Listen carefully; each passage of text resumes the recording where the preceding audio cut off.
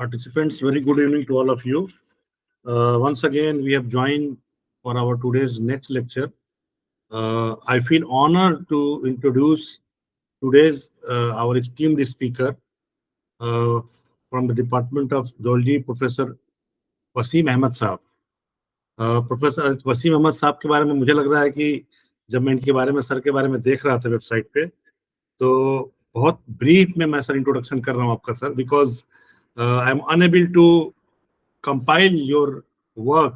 I will say the work which you have done, that is a great work, sir. मैं बहुत short में बताने की कोशिश कर रहा हूँ participant. If you really wish तो आप उनके वेबसाइट पे जाके देखेंगे and you will find a very comprehensive detail and very quality curriculum Vite.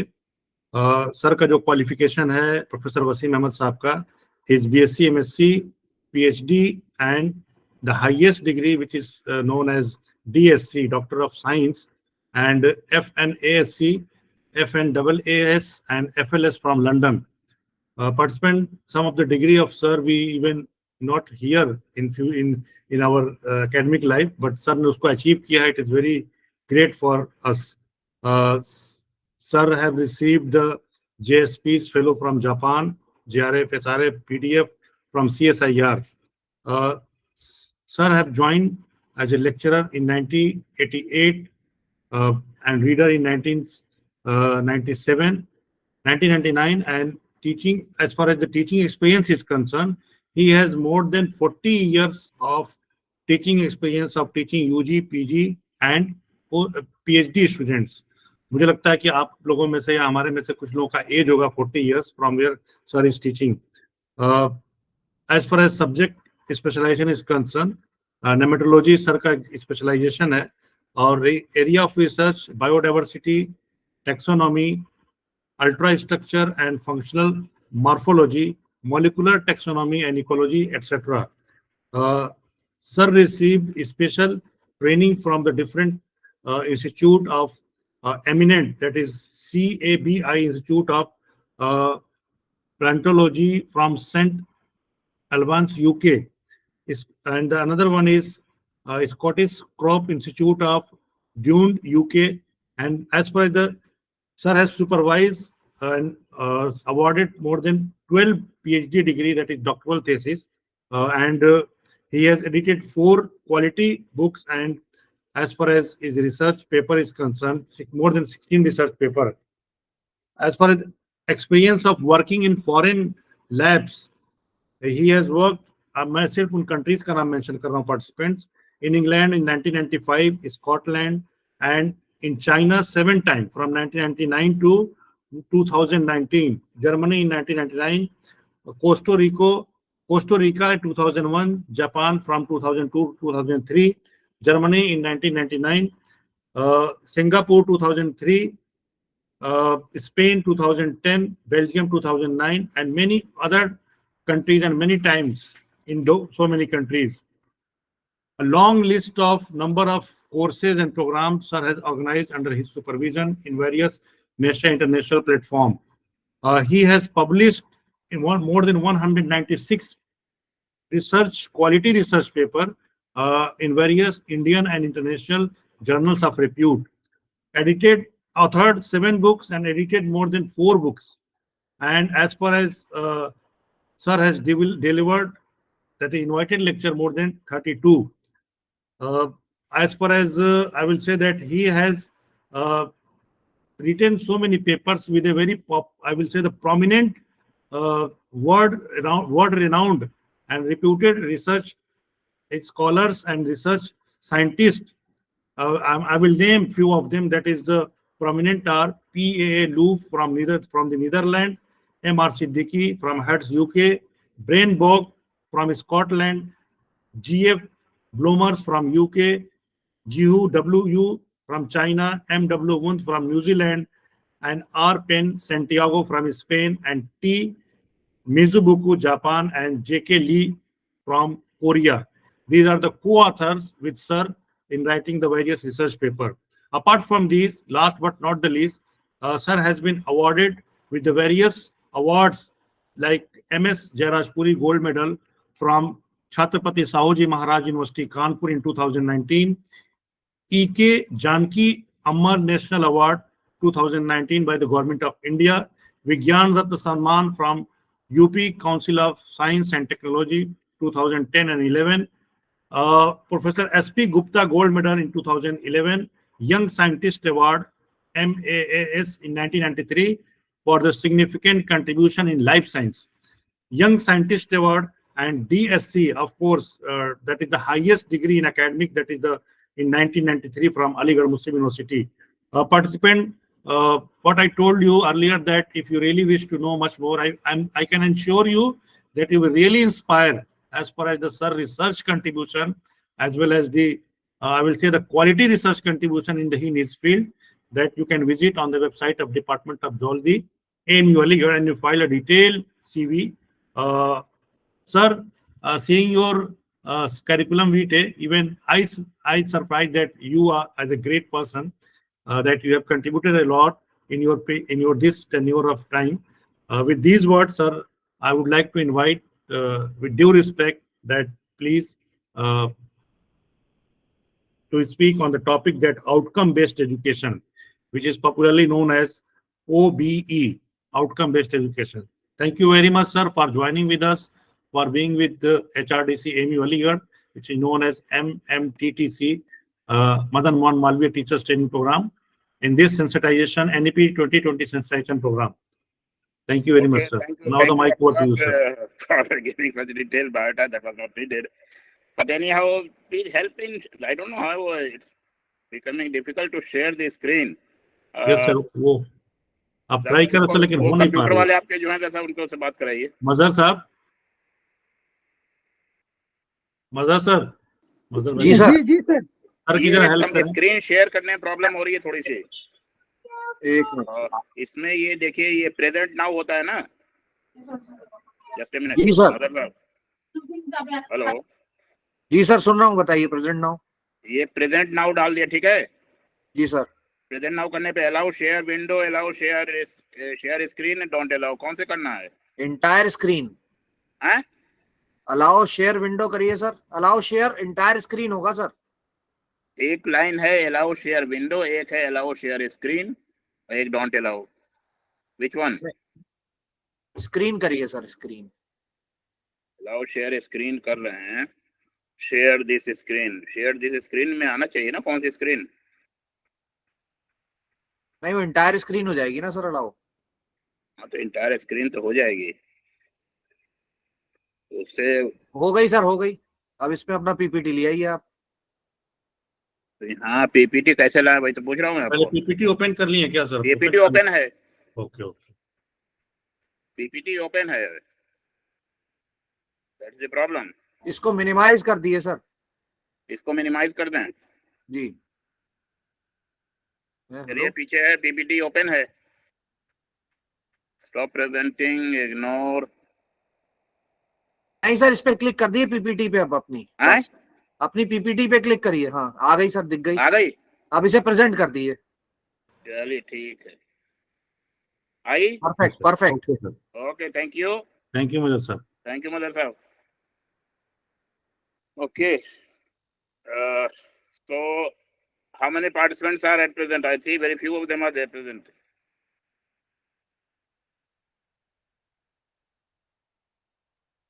Now generally, of course, in this program, which is the Madan Mohan Malviya program, I present basically, or I have been presenting for the last several universities, Patna University and others also, mainly research and development, because until unless the research and development in a university is not up to the mark, or the teachers are not involved in that, they will not be able to produce outcome-based education for the students, and they won't be. The problem nowadays is that the students get a degree, either graduate, postgraduate, or even PhD degree, and then they don't get the job. That's why when the new education policy came in 2020, the main aim for the new education policy was to have a multidisciplinary and holistic education. And with this holistic education, there was a need to have the students which were coming, or the products are nowadays in modern age we call it as products which were coming in the form of a student. They should have a skill, some kind of a skill is there, so that they will be able to get the job. And in the university system, especially in higher education, except for the so-called technical education like engineering or medical and others, in the general education, science, social science, or arts, we have to go for higher education and do some kind of research that should have, of course, some relation with the society. Unless you are coming up with a skill which is helpful in the development of society, getting a job has nowadays become impossible. So of course, it is the 4th year of new education policy, and most of the universities have now accepted new education policies. They have developed this syllabi, and they have opted for different kinds of courses, because in the new education policy, in addition to the main subject which you are studying, you have to study the subjects from different disciplines. A science student can have some papers from social sciences or from computers and others, or a student from the social sciences may can opt papers from science or life sciences or others. So this was basically, of course, this is a very modern kind of policy which has been, or we will be saying it is a very enthusiastic policy, or if that policy is really successful, the end product after 5 or 10 years in our education, that will of course give us a kind of products which will be easily getting job. And that's why even the new policy says even after doing graduation just for 1 year, you can get a certificate, and if you need a job, you can try, if you have some skill with you, just after doing 1 year in graduation, or 2 year in graduation, or 3 year in graduation, you can get a job if you have outcome based education. Now another aspect is, okay, nowadays the getting a job has become very difficult, and sometimes the students, or 90% of the cases, they don't complete the education, but sometimes you may have some kind of problem and you have to leave the education at first, just after 1 year or 2 years or 3 years. So you will be getting a certificate or a diploma or a 3-year graduation, or if you can go for higher education, you will be getting the 4-year graduation degree, and you can go for masters and others. Now to achieve these programs which was developed by Ministry of Education, the UGC started, or rather Ministry of Education started this Madan Malviya. Earlier, for teachers, we had the orientation programs, and programs were there. Every new teacher used to have a orientation program for 1 month, and then another program for 15 days. But that has basically been changed in the form of Madan Malviya, a program for teachers, in which the teachers are provided latest knowledge about the kind of changes which are occurring in the education, and how they can have exposure to modern type of research which is being conducted. Now, in the Madan Mohan Malviya program, there are 8 basic sections which has to be taken up, and of course that is with the new education policy, the main aim was to provide some Indian knowledge system also. Earlier we don't have much exposure of the Indian knowledge system, so Indian knowledge system, there will be a lecture on Indian knowledge system, then on research and development, higher education, how higher education is going to help the society, and then information on communication technology, because that is very important nowadays. Skill development, the students' diversity, and inclusive education, that is again important in inclusive education, academic leadership, and then the holistic multidisciplinary education. So the main aim was multidisciplinary education, and in multidisciplinary education you have to go for, if you are interested in higher education, and as a teacher, once you have become a teacher, it means you were interested in higher education, so you must know how to proceed with research and development. Unless you go for research and development, you cannot generate knowledge, as well as you cannot have products which can be marketable. So we are interested both in the knowledge development, as well as the entrepreneurship products which can be marketable. So what I do in my lectures is I take up three aspects in research and development. Well, number one, what is of course research, what kind of research has to be done, and what is the recent trend in research. Number two, from where to get money for the research, because in the degree colleges, the fund, of course, nowadays, even in the universities, it has become very difficult to get fund for the research. Universities or colleges generally do not have fund for research. So you have to approach the funding agencies. So you must know what are the basic funding agencies which provide fund for research in India, or what are the funding agency which provide funds from outside. That is, if you have a collaborative project from outside India, what are the funding agency which provide funds? And number three, how to get those funds, how to submit projects for. So my lectures are generally in these three aspects. So to start with, if you take up any academic institution, what is there in academic institutions? There will be students, there will be teachers. So three stakeholders are there. Students are stakeholders, teachers are stakeholders, and the institution itself is stakeholder. What the students want? The students at the end of each semester or trimester, students' academic performance, we assess academic performance, or he or she is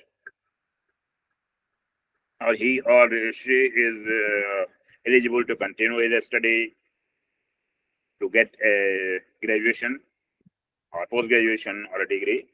Similarly, the teachers' academic performance is also judged.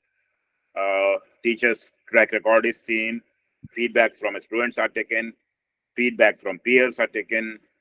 And then self-feedback also, self-reflection is also given, or self-introspection is also given by the teachers. Improvement in what improvements they are making in teaching practices. Then how much the teacher is involved in research, or how much achievement he has received in research, and involvement in the other activities of the university. So that is the aspect of teachers. Then the institutions are judged. Institutions are judged by the agencies like NIRF or NAC.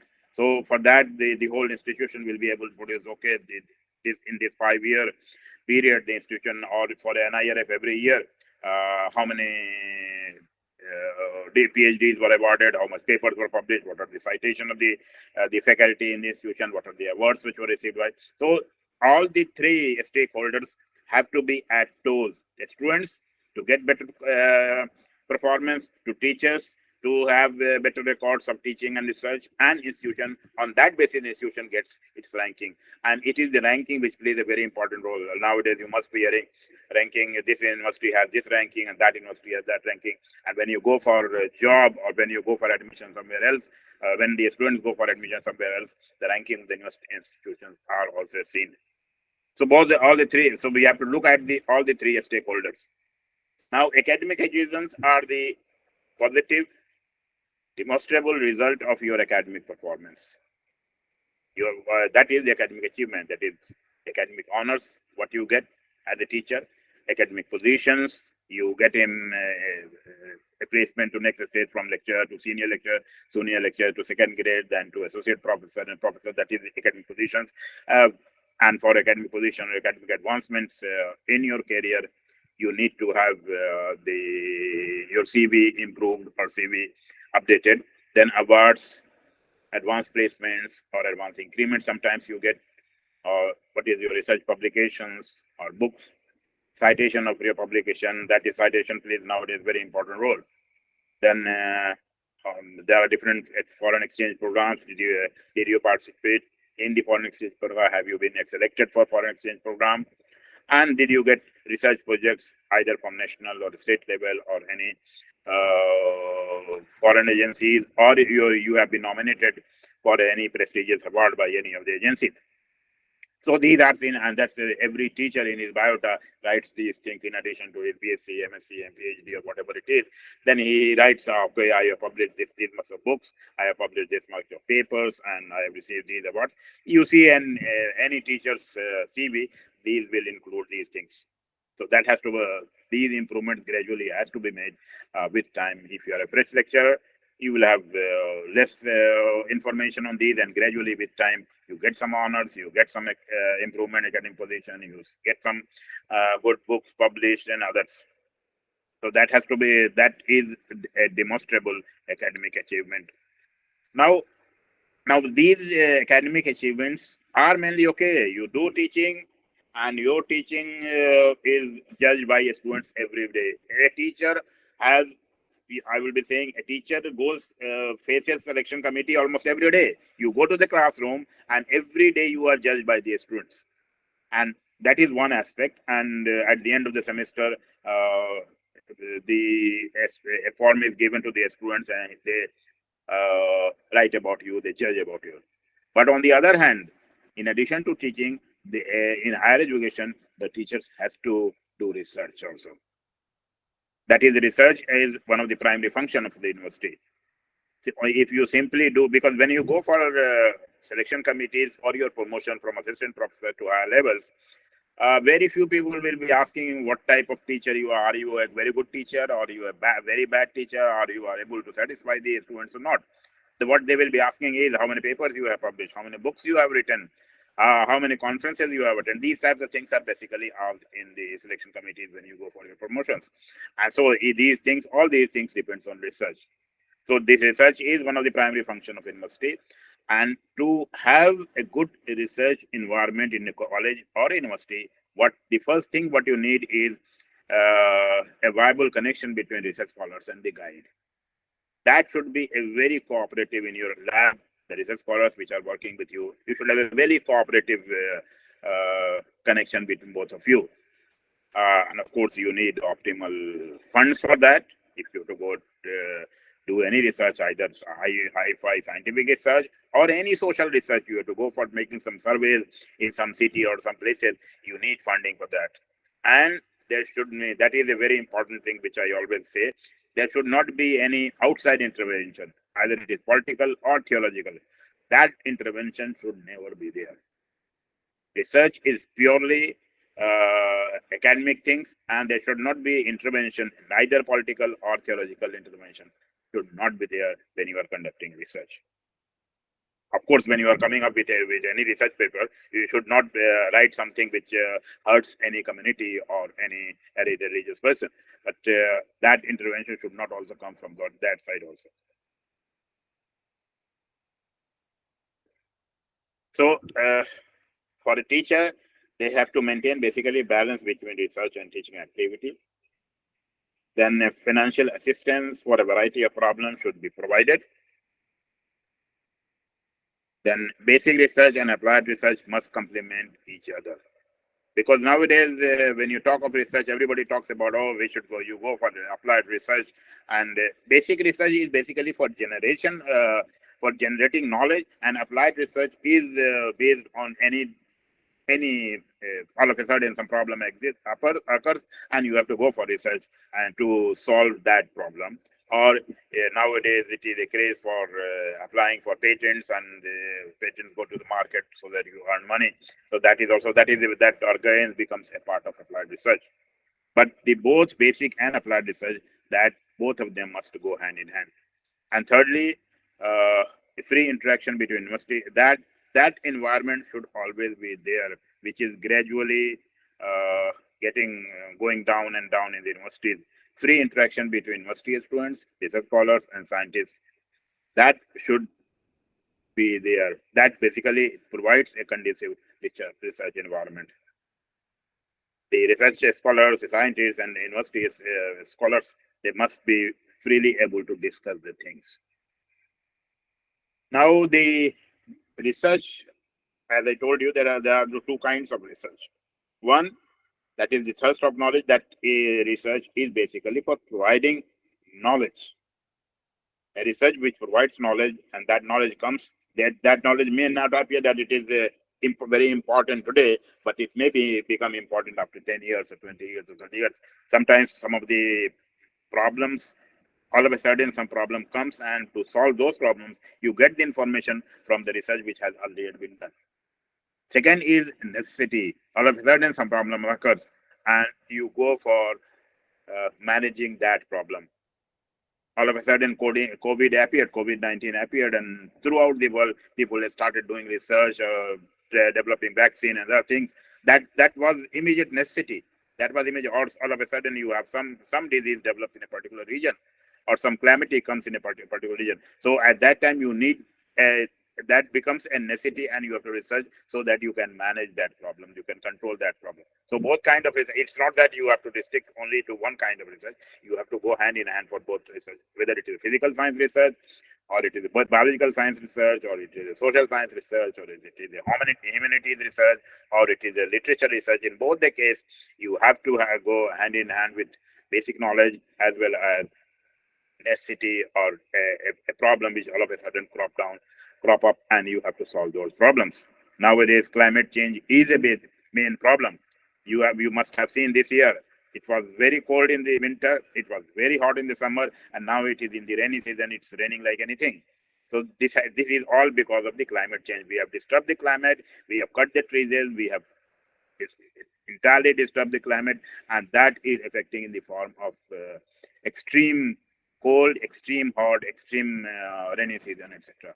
So we have to think about that. Of course, for last several years, throughout the world, people are talking about the climate change. The climate change is occurring. Climate change. Now the effect of the climate change is really visible. It's not visible only in India. It is visible throughout the world.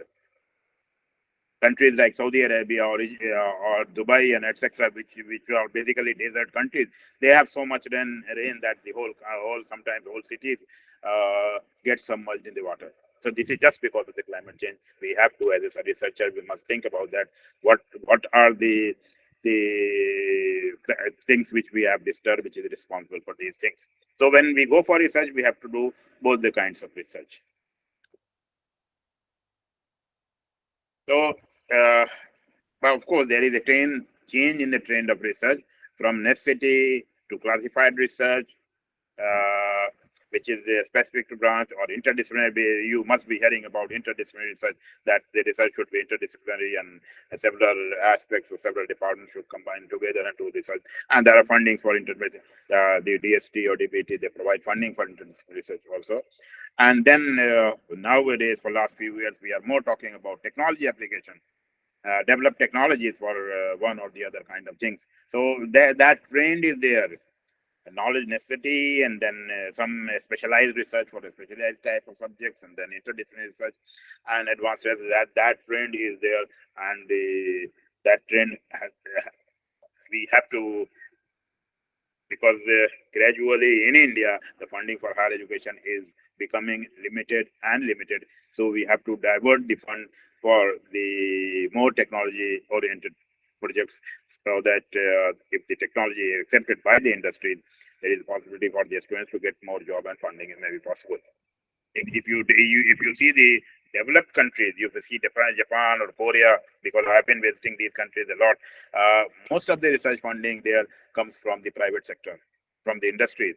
In India, still we talk about funding to come from the private sector, but the private sectors are still not, corporates are not giving funding for research, or if at all they are giving, that is almost negligible. So this thing has changed. Even in US, there are lots of private corporate sectors which give funding for research. In Korea, you can imagine the private universities are far better than government universities, and they are really doing hi-fi research. They are really doing the modern research, and the funding come from the private sector. But of course, that is not there in India.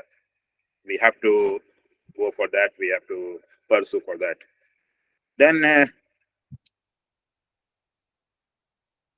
when your different level of parameters are regarded for required for evaluation of research at the university, how much percentage of that, because if you are we are talking of research, percentage of research activity in addition to, because you as a university teacher, you have to do, if you talk of some institute that is 100% a research organization, but in the universities you have to do teaching, and over and above that you have to do research. So the percentage of research activity, and in that percentage of research, percentage of resource used in research activity, relevance with the current trend, then the application of real world problem, and technology development. Now, what happens when the agencies comes, like the NIRF or NAC, they emphasize more on these things in the university. How much percentage of research activity is being done in your university, how much resource is utilized in the university, and does that research which you are doing has relevance with the research trend or the real world problem. And then they compare with the funding, how much output has come up from the universities. So the university is being, or the colleges are being judged on the basis of, suppose 20 PhD students were produced from your college in this academic year. How many papers were published? How many papers were published in standard journals, not predatory journals, from your college? Or is there any patent which has come from your college? What is the citation of the paper which has been published by PhD students or researchers from your? These are the things which are seen by the NAC or NIRF and other agencies. Now, then we have to explore some of the questions. How can we, of course, everybody does research. Every higher education institution, every teacher does it. How, but what is the excellence in research? How can we define excellence in research? किसको हम कहेंगे research अच्छी हो रही है? Which criteria and process are used to assess research excellence? These are some of the questions. What are the drivers of research excellence? How to maximize research impact? What is the role of work environment regarding the research? And what are the current database surrounding these issues? So these are some of the questions which we have to think about. Research excellence क्या होती है, किसको हम कहेंगे research excellence?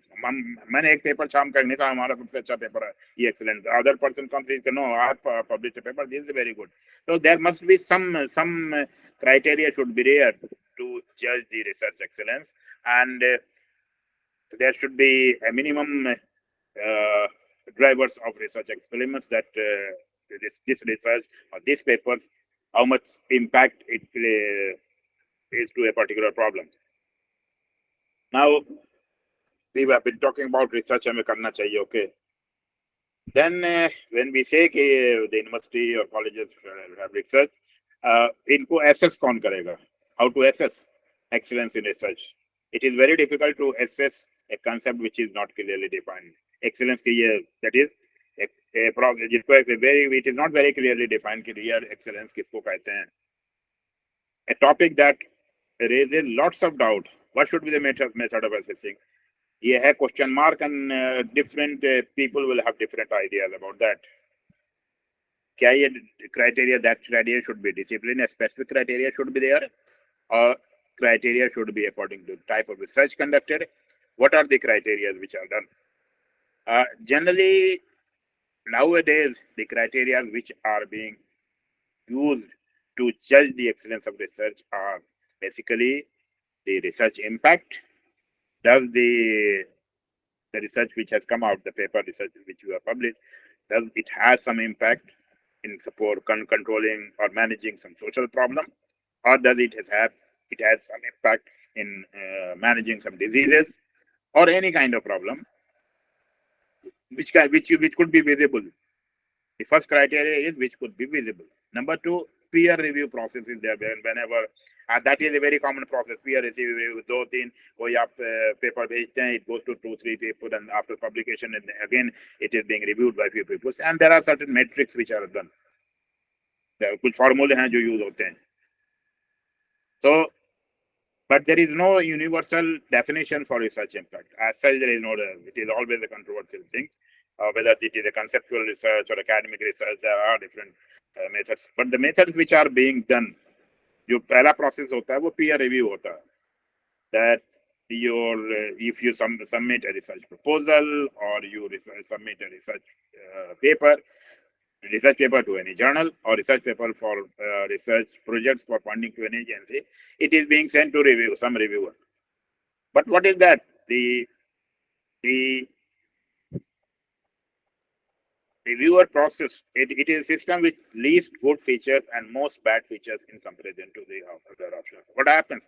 The reviewer process is very subjective. एक आपने research paper छापा, there are people who say, okay, this is a very good research paper. Other reviewer will come up with several ideas, nahi, this is just useless. So or you submit a research project to agencies, वहां से 8-10 reviewer को भेजते हैं वो. Some of them will say, okay, it is a very good research paper proposal. Others will go, no, it is just useless, it is wasted time. So the reviewer process is a very subjective process, but still throughout the world, we rely on reviewer process. It is a very subjective, but it's still very viable. Efficiency of the process it is expensive to set up and run, of course, that is there, but reviewer process is always objectionable.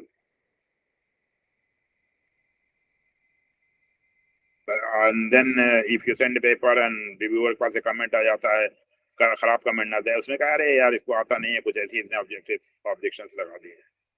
Then there are metrics. दो metrics बहुत commonly आजकल use होते हैं. As a teacher, all of you must be knowing.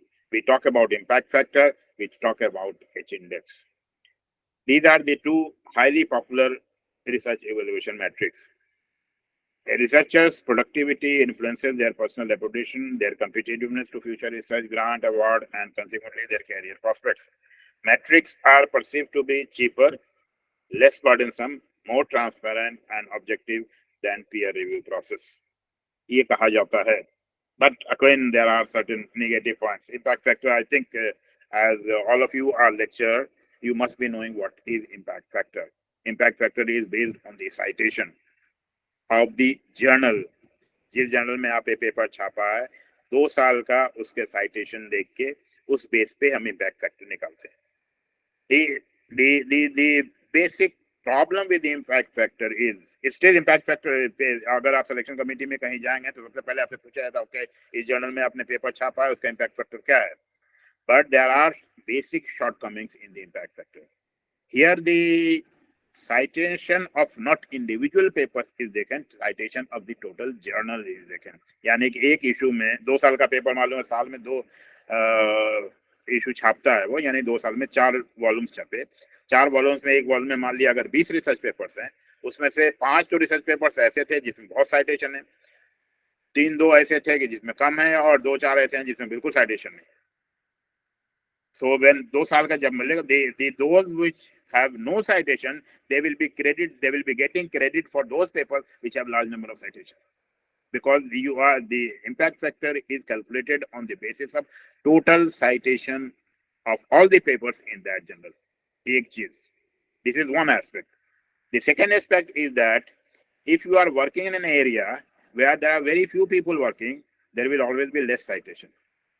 If you are working in an area where there are more people working, if you are working in cancers, there will be lots of citation. If you are working in some basic science where very few people are working, there will be few citation.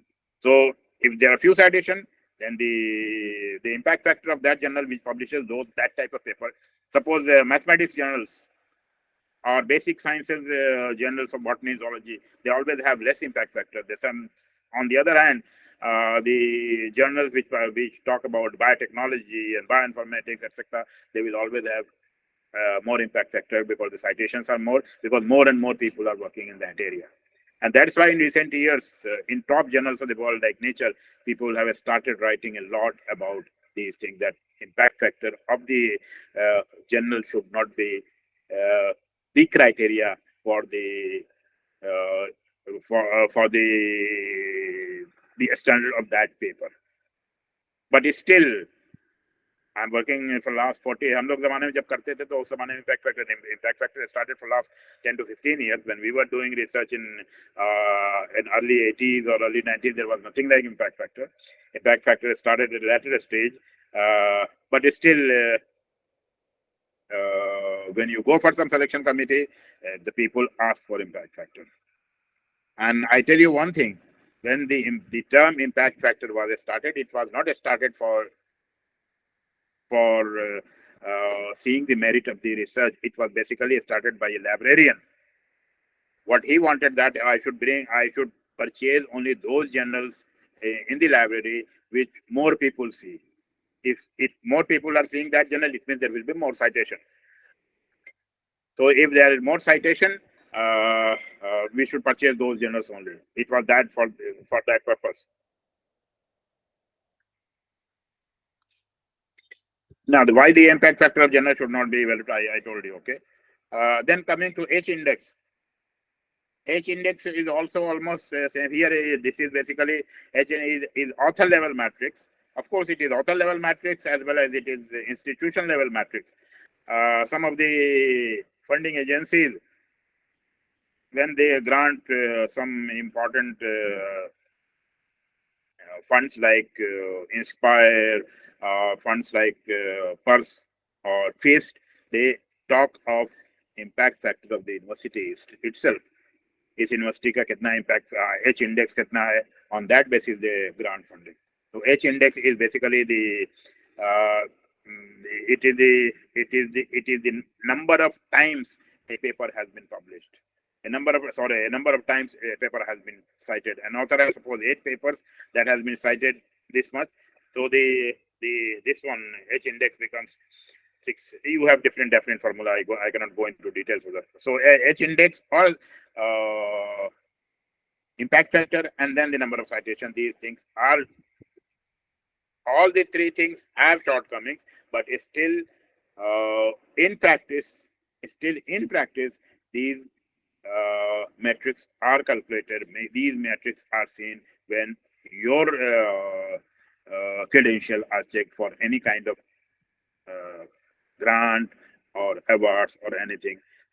Though they have shortcomings, but this is being done, and this is more being done in India.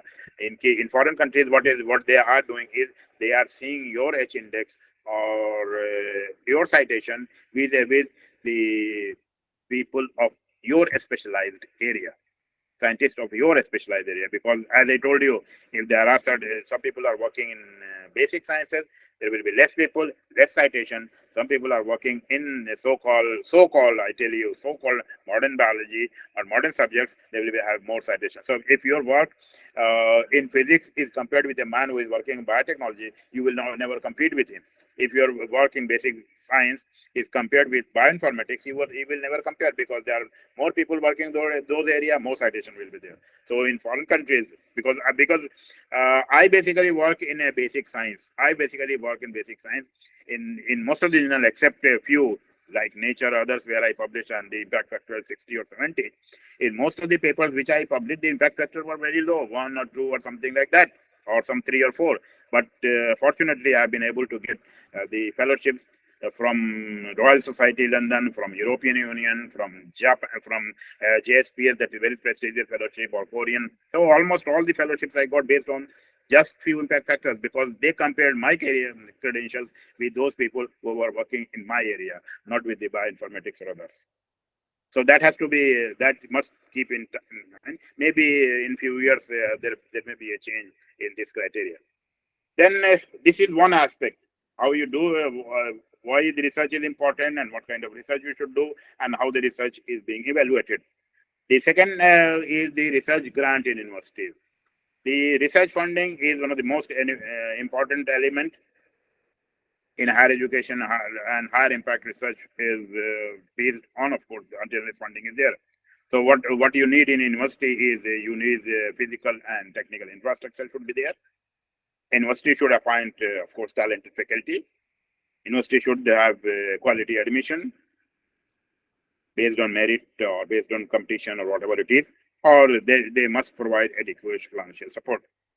So for a good university, physical infrastructure should be there. Of course, talented faculty and quality admission and adequate financial support should be there. But the problem is that nowadays, this in turn further influence the funding from the government as well as industry. It also attracts foreign collaboration if you have good research lab fundings from foreign collaborations also. All the government agencies have number of schemes to support research and development, but this is very important. But the fact is that most of these funds go to IITs, national institutes and laboratories, and to some extent to central universities. A large number of state universities and colleges always suffer from financial crunch. And I know most of you are from degree colleges and state universities. That problem, I understand that problem is always there in the colleges and state university, because the funding is a problem in those places. So the research funding, we in our country, we have research countries either from the two sources, either from government agencies or corporate funding. But the corporate funding is very limited, as I told you in the beginning itself. Very limited funding comes from the corporate. It is basically, we are basically dependent on the government agencies. And the government agencies, you know that for last 30, 40 or 50 years, there is no increase in funding for higher education, that is gradually going down. In the developed countries, the funding of research funding is 3 to 4% of GDP, whereas in our country, the research funding for higher education is 0.7 to 0.8%. And that is continuing for last 20 or 30 years. As a fellow of the National Academy of Sciences, we compared our funding with our sister country China, and there in 1995 our funding was 0.9% of GDP. Their funding was also 0.9% GDP. Today their funding for research is 4% of GDP. We are still 0.9%, or rather we have come down to 0.7 to 0.8% of research funding. So that problem is there in our funding, but still in those fundings we have to fight to get funding for our research. So national level, you have University Grant Commission, CSIR, DST, DBT, ICAR, ICMR, ICSSR, DRDO, DAE, Ayush, and several ministries have programs for research funding. In each of these ministries, you can apply for individual research projects. Maybe some of them have 2-year research projects, some of them have 3-year research projects, and some of them have bigger research projects. So there are certain projects which are for individual researchers, and there are certain projects which are for the department level, or there are certain, like DST have FIS program, which is for the department level, or they have PERS program, which is multi-departmental funding agencies. Similarly, ICSR also have for social sciences, ICSR have different kinds of funds. So there are different agencies which give funding in our country. Then you can have, if you are a good researcher, you can try for international fundings also from British Council or the European Union, or that is German agency, JSP, that is Japanese agency, TWAS, that is Third World Academy of Sciences, or USEF, that is the United States India Education Foundation, or some universities in our country. There are very few universities in our country. They provide some seed money to freshly appointed teachers. They provide 3-4 lakhs to start your research. BHU also provides that, and Pune University provides that. To some extent, AMU also provides that. So some seed money is provided for a freshly appointed faculty. Now, for freshly appointed faculty, these agencies, UGC and DST, also have startup programs that within 1 year of your appointment, you can apply for a startup program. They give around 8 to 10 lakhs of fees, so that you can establish your lab to go for research. So these fellowships are of different kinds. Most of you know them: research fellowship, GRF, SRF, or travel grant for college teachers. Postgraduate merit scholarships are there for university rankers. Junior research fellowship in science for mature students, Kothari research grant for newly appointed faculty. There are many kinds of fellowships. You can see them from UGC website, or DST website, or DBT website, or ICMR website, or ICSR website. In every website, you can come across different kinds of fellowship. So I always suggest the teachers, especially the freshly appointed teachers, say they must apply for these fundings. They must apply. ये कभी नहीं सोचे कि हम apply रहे मिलेगी नहीं, वहां तो अपने जानने वालों को नहीं होता, ऐसा नहीं होता है. The people who are sitting over there in the agencies, of course there are committees, program advisory committees are there in every agency. In 80 to 90% of the cases, मैं 100% नहीं कहूँगा, but in 80 to 90% of the cases, good projects are sanctioned by these agencies. So a freshly appointed teacher must try. होता ही है कि आप freshly appointed है, गए college में, आपसे क्लास दे दिया था, ये भी क्लास लो वो भी क्लास लो, टीचिंग लोड होता है. चाहे आप इवन कॉलेज की बात नहीं करें, इवन सेंट्रल यूनिवर्सिटीज में the freshly appointed teachers have lots of teaching load. Still you have to do research. अगर आप उस वक्त रिसर्च से पीछे भाग गए, फिर कभी मूड नहीं होगा. आप 10 साल के सर्विस के बाद फिर आप रिसर्च कभी नहीं करेंगे. बिकॉज आप पीएचडी करके you are coming after doing your PhD, अभी एक जहन बना होता है रिसर्च करने का, और बहुत शौक होता है कि हम ये काम करेंगे वो काम करेंगे.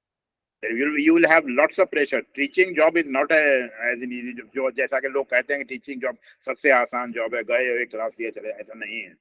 Teaching job is one of the toughest job you have to do. अगर career में बढ़ना चाहते हैं तो you have to go for teaching as well as research. And true के career में teaching का load बहुत ज़्यादा होता है, तो even then you have to go for research. I did my PhD in 1981. For another 15 to 20 years, I used to sit in the lab till late in night. 10-11-12 बजे तक बैठता था. You have to do that. दिन में तो teaching से आपको फुर्सत नहीं मिलेगी. Then you have to sit in your lab or you establish some room in your home to do research, and that has to be done if you want to do good in your career. Then the EC programs like faculty development programs or organizing conferences, workshops, seminars. You must attend conferences and seminars so that you come across different kinds of people जिनसे बहुत सी knowledge मिलती है. Network resource centers. आजकल colleges में बन रहे हैं. Instrumentation facilities. Government has started funding for instrumentation for state colleges as well as universities, etc. And then there are Inspire scheme was there, started by DST, starting from school students itself. Will not go into details of these schemes. Manak scheme is there, Kiran scheme is there, women's. Then you have FIZ, sophisticated program, SAF program, Sati program, 2T program, Supreme. These are some of the programs which are there. You can check from the websites. You can try for these fundings. Then DST is Inspire program. I always say this was a program which was started in the 90s. When this private education started in our country, private engineering colleges and private medical colleges they started. पहले क्या होता था competition में जो compete किया medical में engineering में उसके बाद वो लड़के जनरल एजुकेशन में चले जाते थे या आर्ट्स में जाते थे या साइंस में जाते थे जानते थे. प्राइवेट कॉलेज स्टार्टेड इंजीनियर और डॉक्टर पैदा होने लगा. आपके पास बहुत ज्यादा पैसा है तो पैसा दे के आप मेडिकल में बच्चे का एडमिशन करा लिया. थोड़ा कम पैसा है तो कम पैसा दे के इंजीनियरिंग में एडमिशन करा लिया. And for graduation and post graduation, we used to get very poor students, very third class students. So for that, government of India has started a scheme to attract good students for science or social science educations, and they start providing funding from 11th class, 10th or 11th class itself, that you attract good students for basic and applied sciences by providing funding to them, and that has paid to some way. Fellowship of the Ministry of Science and Technology, बहुत सी fellowships हैं. You can always get it from the website of these agencies. Similarly, ICSR, the Indian Council of Social Science Research, they also have different kinds of fellowships which you can get from the CELS National Fellowship. These are for teachers, national fellowship, senior fellowships, postdoctoral fellowship, doctoral fellowship are there. And as a convener of research development program in this university for several years and director of the research academic program in this year, I've seen that ICSR has been giving good funds for 2 years and 3 years to the faculty members. The getting funding from ICSR is more easy as compared to getting it from the DST or DBT. So that is my experience based on the last several years working as director academic program or research and development cell. Then some major initiatives which government of India has taken, like a startup grant for DST, and UGC, as I told you, for freshly appointed faculty. Then TechU program is there for engineering colleges. GYAN program is there. These two programs, GYAN and Aspire program, was started by the Ministry of Education. And under these programs, you can develop foreign collaboration. Under the GYAN program, you invite people from outside the country, and they come to your college or the university and give lectures for 1 week or 2 weeks. The government, they provide funding to them. Under Aspire program, you can have a collaborative project with foreign country. Of course, there are certain restrictions for that. The foreign collaborator should be among the first 500 universities of the world. And that program is for 3 years, and the good fundings are being given. Similarly, the IMPRESS program of ICSR is also very important. A STRIDE program UGC has started, but somehow this could not. At one time, lots of applications were received by UGC. We did the screening of the application, but somehow this program could not take up. But still, the applications are in UGC. Maybe in future that program will be applicable. Then there are funding for development of sophisticated instruments. Then there is very prestigious fellowship, that is Prime Minister Research Fellowship. Here the researcher gets 70,000 per month. On normally JRF is about 35,000, but here the Prime Minister Research Fellowship, a researcher gets 70,000 per month. Of course, this is a very competitive fellowship. Then there are international fundings from United States Education Foundation. British Council supports collaborative research. European Union has Erasmus Mundus and Marie Curie Fellowship. Erasmus Mundus, people can try for masters. छुट्टी लेके university से लोग बाहर चले जाते हैं for 1 year or 2 year programs also. That Germany has sandwich program as well as postdoctoral programs. TWAS and JSPS have different programs. So there are lots of funds are there. But of course they are very competitive. Now to get these funds, you need to have a research proposal. And that is very important. That research proposal should be very important. A research proposal is basically your plan. It describes in detail your proposed study. Decision about your study are based on the quality of the proposal. Research means the scientific, I'm not going to talk about that. So what are the essential ingredients of a research proposal? What happens?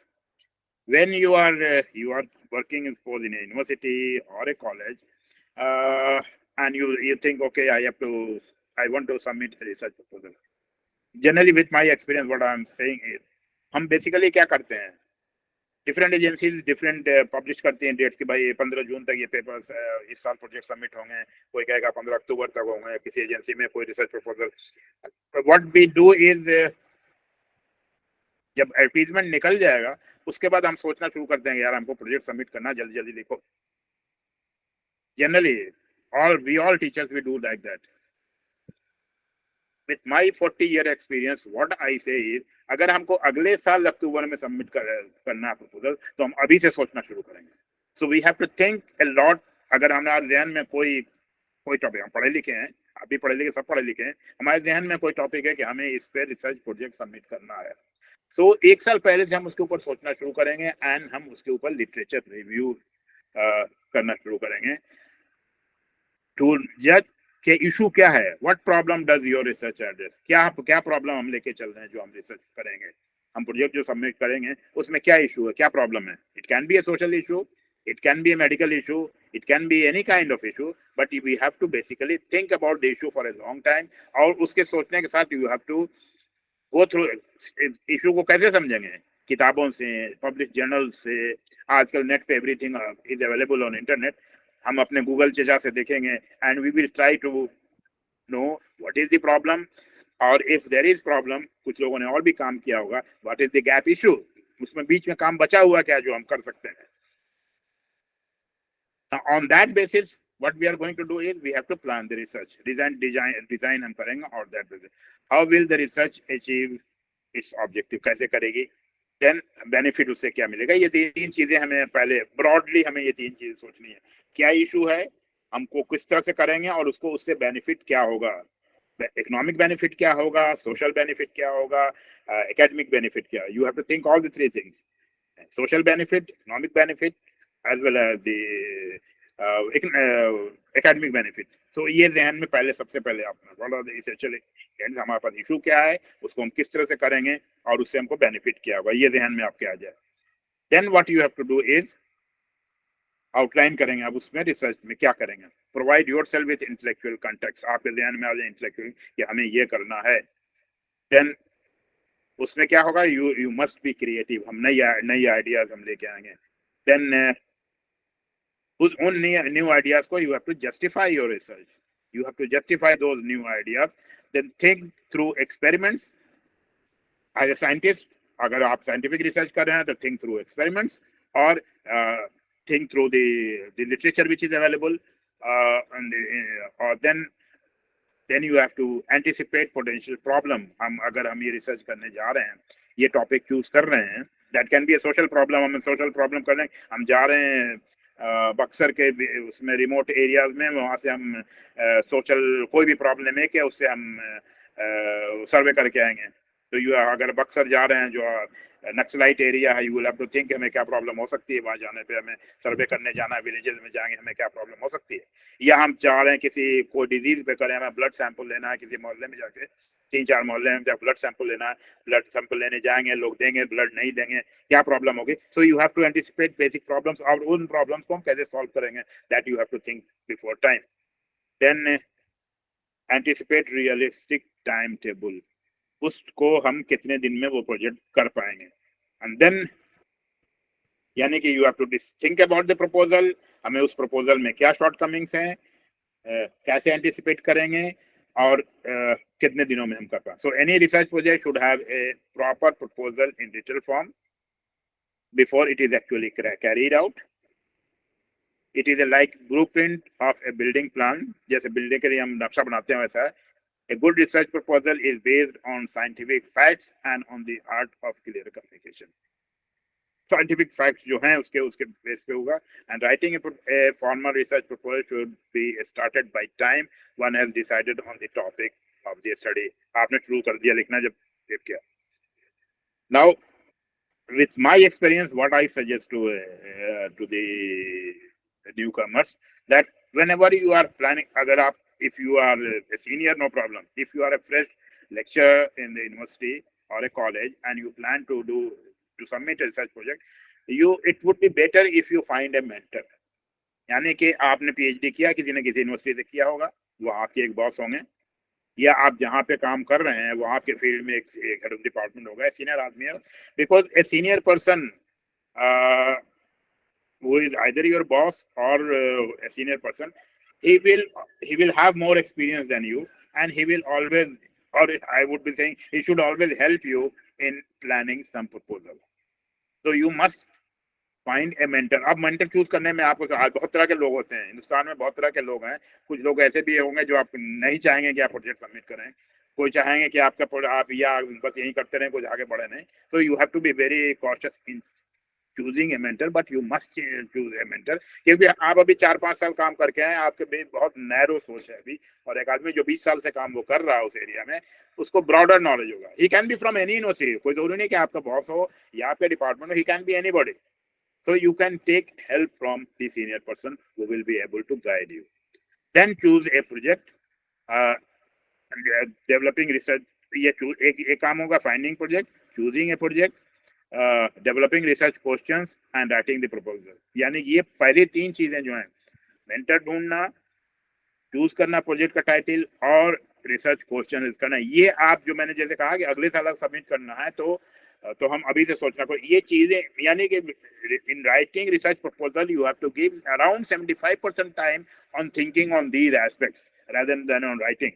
Writing, okay, you can use 25% of your time. 75% of time you have to think about the project or real research questions, to raise research questions. और उसके लिए basically आपको पढ़ना होगा.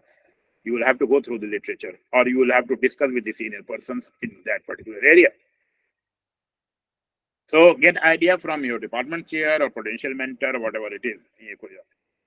Then meet the mentor, ask about time availability and collaborator.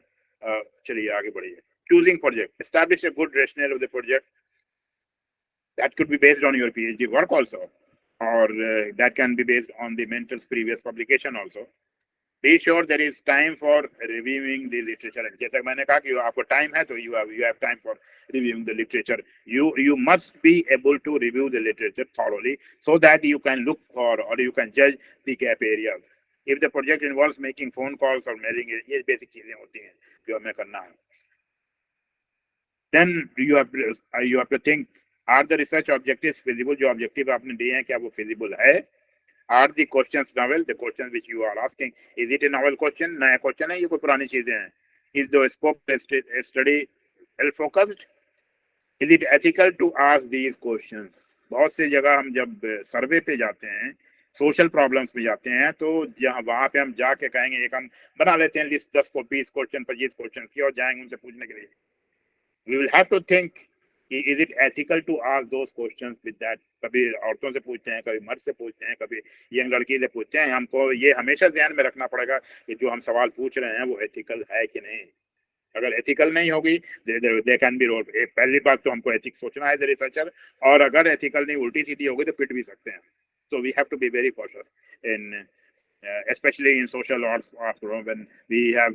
अभी अमूमन क्या होता है आजकल, रिसर्च स्कॉलर्स इवन एजुकेशन के और सोशल साइंसेज के एक लिस्ट बना लेते हैं क्वेश्चंस की, 50 क्वेश्चन की, और वेबसाइट पे 10 20 50 प्रोफेसर्स का नाम लेंगे, उनके भेज देंगे, sir I am doing PhD in this aspect and this is my questionnaire, please give answer. This is not a good idea. This is not at all a good idea. You firstly you contact that person, you ask him, मैं कर रहा हूँ, will you be able to help me in answering some of the questions? Generally what is happening nowadays, you in your mailbox you will be raising sometimes questionnaires and that okay, I'm doing research in this area and please help me in please give answers to these questions. So we must have that ethical problem must be seen. तो elements क्या होता है research proposal में? एक objective होता है, उस objective का justification, then you have to write introduction, background, review of literature. That is very very important. Review of literature of that topic at national level as well as at international level. उस topic पे क्या काम हुआ है, only then you will be able to look for the gap area. और जो gap area आप देखेंगे, on that basis you will develop your objectives. Then methodology, time frame is very important. Then क्या जरूरत पड़ेगी, personal need, what will be needed and what is available in your department or in your college, and facilities needed and budget how much. that ये basic framework होता है हर research proposal का. किसी भी agencies को आप submit करें, this is the basic framework. Starting with the title of the project. अब title of the project should be very concise, as एक लाइन का टाइटल ऑफ प्रोजेक्ट, ताकि जब रिव्यूअर के पास जाए वो समझ जाए क्या करना है. concise title that gives reviewer a general sense of what is to be investigated.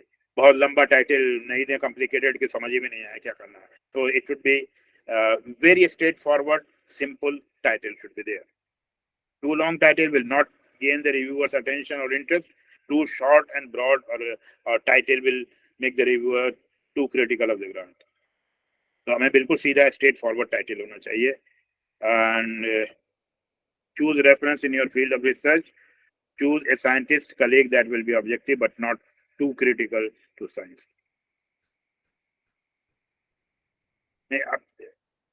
You writing a project, ये चीज बेसिकली बाद में आनी चाहिए. Every agency when you submit a research project, he asks or that agency asks names of some of the reviewers. आपसे नाम पूछते हैं, 5 आदमी का नाम दे दीजिए, 10 आदमी का नाम दे दीजिए जो आपका प्रोजेक्ट को रिव्यू करेगा. अब रिव्यूअर में एक टेक्निकल चीज है जो मैं अपने एक्सपीरियंस से बता रहा हूँ. 2 चीजें हम कर सकते हैं.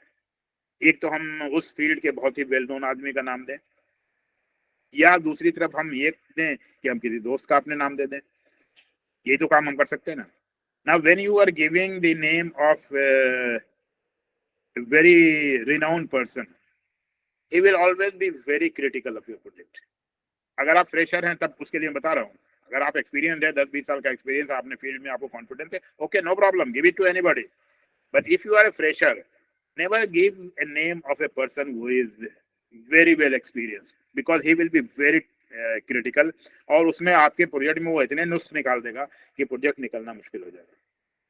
दूसरी चीज, अगर उसी के साथ साथ आप किसी अपने दोस्त या कलीग का नाम दे देते हैं, तो this I am telling you on the basis of Indian mentality. वो कभी कलीग और ये नहीं, यार इसका प्रोजेक्ट सैंक्शन हो गया, हमारा प्रोजेक्ट नहीं होगा, वो भी आपके प्रोजेक्ट में कुछ ना कुछ नुस्ख निकालने की कोशिश करेगा. So whenever you choose a referee, you have to be very objective. उस फील्ड के 4-5 नोन लोग जो हैं सब्जेक्ट के, बहुत ही हाई लेवल के नहीं हो, बहुत लो लेवल के नहीं, 4-5 नाम कर दीजिए. हर आदमी अपने फील्ड में जानता है ये आदमी अच्छा है, ये फलावा दे. तो try to give names of good person who are कुछ लोग होते हैं बहुत ही सपोर्टिंग होते हैं, रिसर्च बहुत सपोर्टिव होते हैं, you go give the names of those person who are generally supportive in getting the project, because they when you submit a project to funding agency, वो 8-10 लोगों के पास भेज देती है, वहां से उनके रिकमेंडेशन जब आते हैं उसमें देखते हैं वो कितने, अराउंड 70% लोगों के रिकमेंडेशन फेवरेबल है, तब वो अपनी कमेटी में रखते हैं, फिर कमेटी में आपको बुलाते हैं प्रेजेंट करने के लिए। अगर पहली कमेटी में पहुंचने से पहले अगर आपका प्रोजेक्ट कट गया then it's gone. So you have to think about that कि रेफरी के नाम जो दे हम बहुत सोच समझ के दें। यू कैन जनरली, अब सारी एजेंसी जो एक को इन्वेस्टिगेटर मांगती हैं, you have to give the name of a co-investigator in almost all the projects nowadays, because it is a government money. If something happens to you, the co-investigator should be able to continue the project. और co-investigator जो रखें वो ये भी, अब यहाँ पे मैं ये कहूँगा co-investigator ऐसा रखें जो आपको रियली काम में सपोर्ट करे। ऐसा नहीं कि मिस्टर एक्स बहुत सीनियर आदमी है, उनके नाम पे हमको प्रोजेक्ट मिल जाएगा इसलिए हम उसका नाम दे दें, और मिस्टर वाई हमारे दोस्त हैं डिपार्टमेंट, उनका नाम, ऐसा नहीं दे। ऐसा दे को इन्वेस्टिगेटर नाम जो should be helpful in the project, who should help you in working in your project. Then aims and objectives, पहला पॉइंट किया देते हैं आप, aims and objective. Aim should be short but general statement of intent, objective very specific objective होने चाहिए।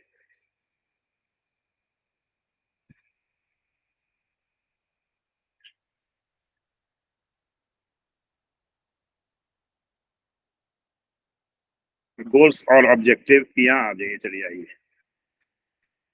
Objectives, when in my experience, whenever you are writing a project, your objective should always be very clear, और बहुत ज्यादा objective नहीं है, 2 या 3 objective होने चाहिए। हमें बेसिकली प्रोजेक्ट जैसे ICSR का मिलता है 2 साल के लिए मिलता है, और दूसरे DST DBT वगैरह 3 साल के प्रोजेक्ट्स हैं। So you should have in mind कि हम 2 साल के लिए पीरियड में हम क्या काम कर पाएंगे, या 3 साल के पीरियड में what I will be able to do. So your objective should be very clear cut, and you should be able to do justice with that objective in that 2 or 3 period. Because the persons who are sitting in the committee, जो program advisory committee होती है इन agencies के, they are very senior people and they know कि ये काम कितने period में हो पाएगा। They are very experience people. तो समटाइम्स हम क्या करते हैं, जब नए नए हम टीचर होते हैं, हम बहुत इंथुसियास्टिक होते हैं प्रोजेक्ट सबमिट करने में, और हम कहते हैं अरे हम ये भी कर लेंगे, ये भी कर लेंगे, ये भी कर लेंगे। You should not be that much enthusiastic, you should be very objective. I will be able to do only number 1, number 2 and number 3 of this, that's all. I will not be able to do anything more than that. So you have to be very clear in mind, because when they ask you to go there and present your proposal, you should be very clear in mind, साहब ये काम कर लेंगे, ये कर लेंगे, ये कर लेंगे, that, तो इससे ज्यादा हम इस 3 साल के पीरियड में या 2.5 साल के पीरियड में हम नहीं कर सकते। So you have to, your objective should be very clear, and that objective should be based on what? On the basis of the background review literature which you have done, because you will have to emphasize that is area mein this work has been done, and this is the gap area which I want to do. Now, when you are submitting a proposal, you have to give a hypothesis. Clearly state the hypothesis or number of hypotheses that will be addressed in that proposal, and give a rationale why this hypothesis is important to investigate. Avoid combining the two together. It would be confusing to the reviewer, and too long a hypothesis makes very difficult to understand. So research proposal में क्या होगा, अब हम आ रहे हैं, aims and objective होगा, it should be 2 to 3 aims, objective, make sure control are always of course, always give what you expect result will be, always give alternative approach since pitfall, जैसा कि मैंने शुरू में बताया था कि something pitfalls happens, या अगर हमने एक प्रपोजल लेके चले, ये काम नहीं अगर हो पाता है, ये जो हम डेटा कलेक्शन गए इस एरिया में डेटा कलेक्शन नहीं हो पाता है, और ये एक्सपेरिमेंट कर रही हो नहीं बात, हम उसके लिए यानी कि क्या कहते हैं, हम दूसरा अप्रोच एक ऑलरेडी हमारे पास हाथ में होना चाहिए। एक इससे नहीं हो पाता तो हमारे पास दूसरा अप्रोच होना, that should always be there with me. Aims and objective हो गया, and methodology, the section of this proposal, आपसे मांगा जाता है एम्स एंड ऑब्जेक्टिव, आपसे मांगा जाता है रिव्यू लिटरेचर, इंटरनेशनल लेवल पे क्या काम हुआ है, नेशनल लेवल पे काम किया है, उसके बाद आपसे पूछा जाएगा मेथोडोलॉजी कैसे करेंगे। that is instrumentation and infrastructure, study group and ethics, access of the samples, samples आपको कैसे मिलेंगे और data analysis आप कैसे करेंगे. Justify your method choice, इसको आपको justify करना पड़ेगा in just one paragraph and show you understand the principle. आपको ये दिखाना पड़ेगा हम इस बात को समझ रहे हैं. Instruments या infrastructure जो आपके पास है या जो आप चाहेंगे वो कैसे चाहेंगे. Then prove feasibility of your study. ये सबसे important है कि हाँ हम इस लायक हैं कि ये काम हम कर पाएंगे. Prove feasibility of your study. Then timeline becomes very, as I told you in the very beginning itself, कि 2 साल या 3 साल का प्रोजेक्ट होता है and you have some objectives, 2 or 3 objectives दिए हैं. वहाँ टाइमलाइन हर प्रोजेक्ट पूछा जाता है टाइमलाइन आप कैसे करेंगे इस प्रोजेक्ट. तो you will have to justify that in this period कब से कब हम सर्वे करेंगे, कब डेटा एनालिसिस करेंगे, कब क्या करेंगे. That timeline has to be there because when you project is sanction, शुरू के 6 महीने तो आपको JRF और SRF अपॉइंट करने में लग जाते हैं, इंस्ट्रूमेंट खरीदने में लग जाते हैं. So that you have to give timeline, 3 महीने का टाइमलाइन आपको एक टेबल फॉर्म में बना के देना पड़ता है कि हम टाइमलाइन करेंगे. और एवरी ईयर आपको रिपोर्ट भी तैयार करनी है. तो आपके शुरू के 3 तो 6 से 6 महीने तक तो आपको इंस्ट्रूमेंट खरीदने या JRF अपॉइंट करने में लग जाते हैं.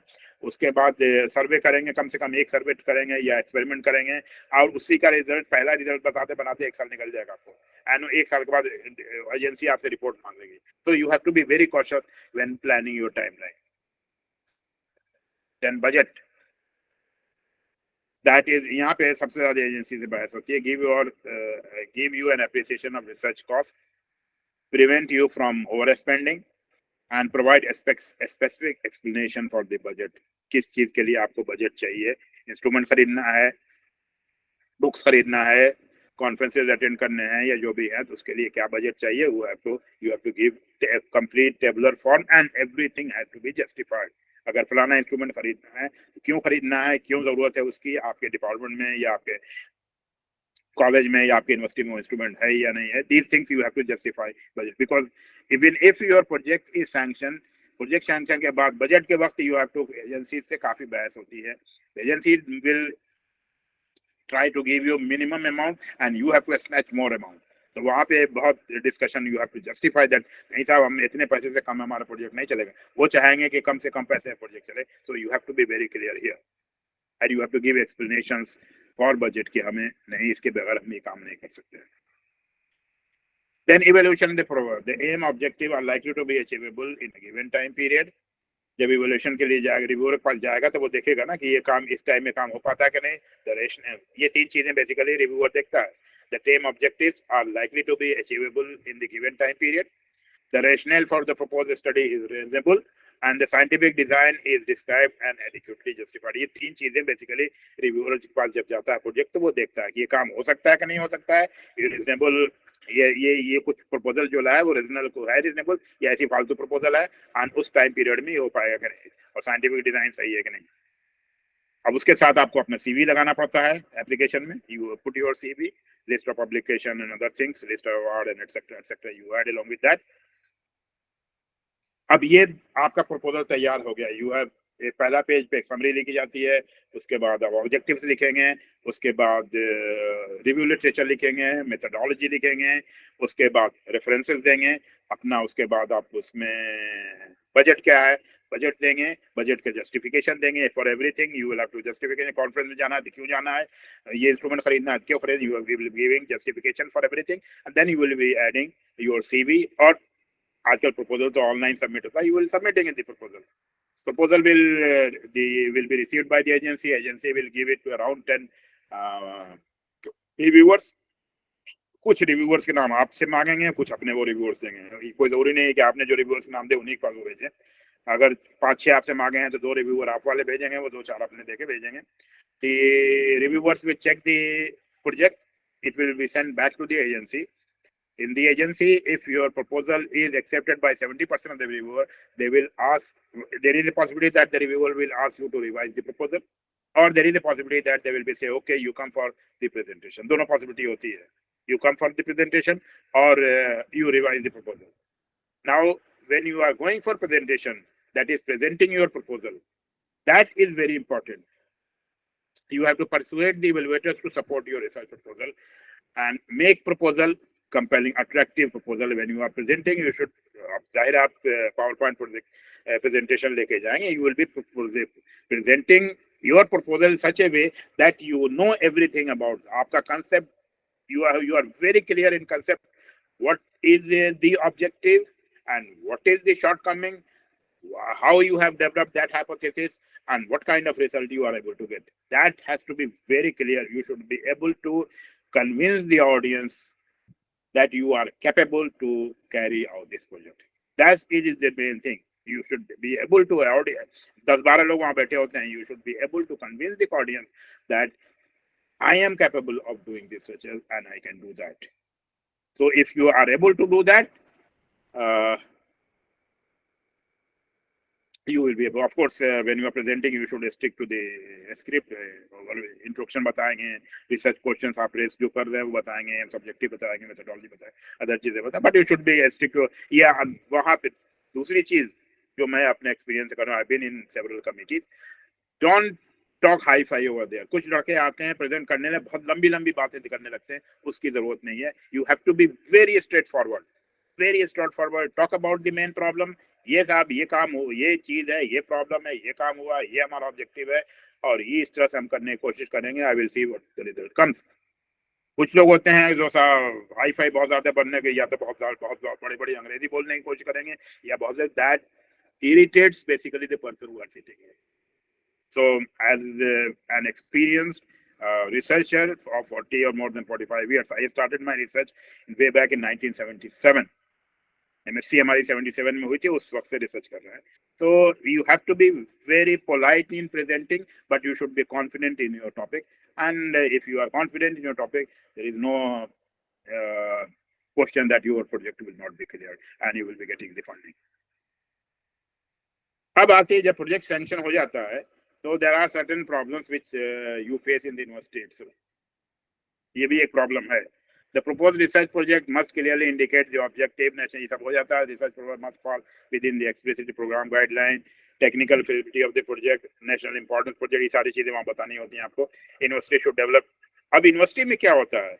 यूनिवर्सिटी में आप एक प्रोजेक्ट सबमिट करेंगे, वो जाएगा आपके हेड साहब के पास, हेड साहब के पास से कॉलेज में प्रिंसिपल साहब के पास जाएगा, प्रिंसिपल साहब के पास से पता नहीं यूनिवर्सिटी में जाएगा. It takes long time. मालूम है तब तक वक्त निकल गया. So you have to be, the university should develop single window for that. In our university, we have developed single window. So through that, the projects are submitted and the projects are handled through that. So that should be there. Then the PI should have authority to make administrative decision. University की कुछ problem होती है, that should be done by the university. Some difficulties are faced by PIs to a smooth functioning of the project. आपके staff appointment में other चीजें में problems होती है, but you have to deal with it. So although Government of India provide funding for research development through several agencies, it is still far behind many developed countries in terms of GDP. This is probably one of the more important reasons for our low ranking with the developed countries. Some remedial measures must be taken by the universities to encourage high impact research in their institutions. There should be very strong research policy and research advisory committee to monitor the research program of the university. The faculty members should be encouraged to submit good research proposals. Although there are startup programs of UGC and DST, the university must provide some seed money to freshly appointed teachers to start his or her own research. There should be a strong regulation, ethical policy of the university regarding research publication. You should not be allowed to publish in predatory journals. The university should encourage their faculty members to develop collaboration with international faculty and industry. Some incentives may be given to PIs of the project in line with several others, but that is not there in our country. In other countries, the PIs are also get some fund from the project, but that is not there in our country. So that's all. If you have any question, you are most welcome. Thank you very much, sir. If you have any question, you can ask. Partha sir, आप अपना mic mute कर लें. Partha sir. Participants, if you wish to ask any question regarding sir's deliberations, you can ask. Sir is with us now.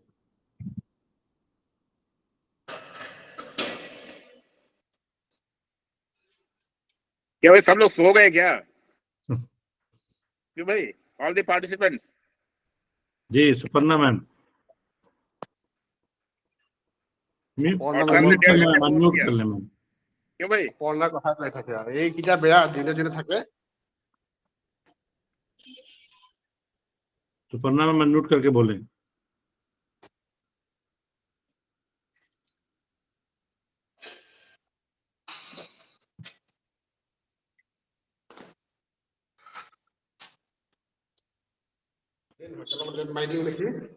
Ji sir. Ji ji ma'am, आपकी आवाज break हो रही है madam. It's fine, sir. Just जी thank for the detailed, lecture. Thank. Rest is fine. মই এতিয়া পানী লৈ আনিছো। এগালমান বটল আছে, বটলটো কোনে নিলে বাৰু? আছে তাত। सॉरी सर, এই বটল মই পোৱা मुझे বটল लगता এইকেইটা है আকৌ सर গাড়ীত कोई ভৰাব লাগিব। क्वेश्चन नहीं है इन लोग के पास। कोई क्वेश्चन नहीं इन लोगों का। ओके जी देन सर, थैंक एक यू ही वेरी वजह मच। ही हो सकती है कि सब कुछ समझ में आ गया हो इनको इन डिटेल। सर मैं भी पूरा लेक्चर सुन रहा था, वाकई में it was a detail and very informative lecture. These are all based on my yes experience. Sir, of course. और जो आपका एक्सपीरियंस सर, मुझे जो आपका देख के लगा सीवी, तो मुझे लगता है कि that is very much honest deliberation and very pertinent for specially for young teacher and research scholars. मुझे भी बहुत सारी चीजें नहीं मालूम थी जो मैंने आज आपके लेक्चर से सीखी। With these word, thank you very much sir. নেটৱৰ্কে দিগদাৰ লগা। Thank you on behalf of HRDC MU for your this very informative lecture, sir. Thank you very much. Thank you so much. Thank you very much. Okay.